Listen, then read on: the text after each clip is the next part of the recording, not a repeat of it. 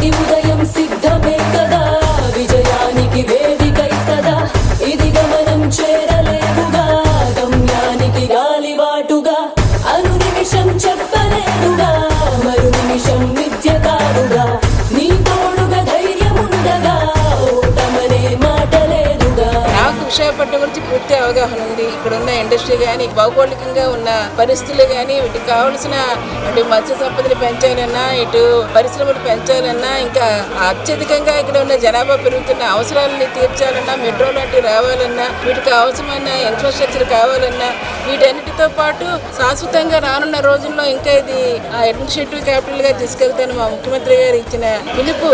ఖచ్చితంగా వాటికి కావాల్సిన వాటిని విశాఖ సమస్యలు తెలుసు. రేపు పార్లమెంట్లో వాటి ప్రస్తావన తీసుకొచ్చి వాటిని ఎలాగా ఆ సమస్యలు తీర్చాలో ఆ సొల్యూషన్ కూడా తెలుసు.